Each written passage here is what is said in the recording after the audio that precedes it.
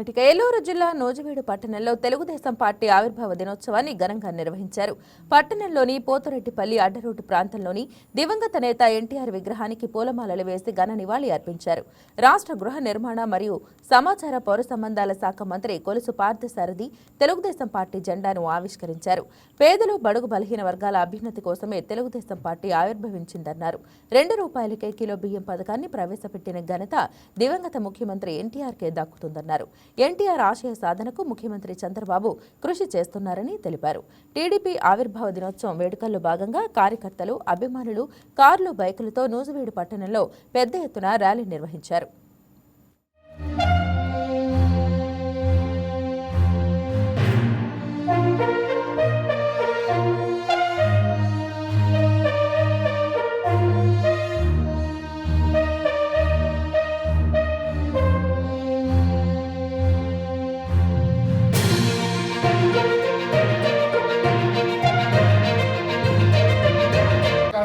ఊరికి ఒక 5 అడుగులు డిగ్రీ వాళ్ళు కొట్టుకోవాలి కాదు.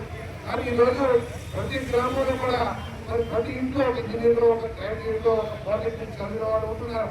సో కాబట్టి ఈ రోజు అవసరం ఏంటంటే ఆ పిల్లలందరికీ కూడా, మన పిల్లలందరికీ కూడా ఉద్యోగ అవకాశాలు కల్పించాల్సిన బాధ్యత ప్రభుత్వం చెప్పేసి మనం చెప్పాలని ఈనాటి తగ్గట్టు ఈ ప్రజల ఆకాంక్షలకు తగ్గట్టు ఈరోజు మన ప్రియతమ నాయకుడు చంద్రబాబు నాయుడు గారు ఈ రాష్ట్రాన్ని రాకెట్ లో దూసుకెళ్లే విధంగా మరి పెట్టుబడులు తీసుకోవడం కానివ్వండి, అదేవిధంగా ఉద్యోగం కానివ్వండి, అదేవిధంగా ప్రభుత్వంలో అనేక సంస్కరణలు తీసుకురావడం చేసి మన దేశంలోనే ఈ రాష్ట్రాన్ని ఉన్నత తీసుకెళ్లాలని ప్రయత్నం చేస్తామని చెప్పేసి అందరికీ అదృష్టం.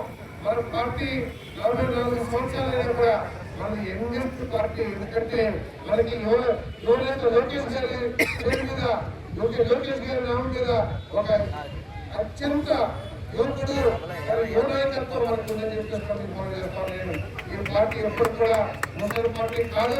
ఈ పార్టీ ఎప్పుడు కూడా ఈ దేశ చరిత్రలో యవనపూరితమైన ఆలోచనతో ప్రజల అవసరాలకి తగ్గట్టు పనిచేస్తుందని చెప్పేసి మనం చెప్తాం.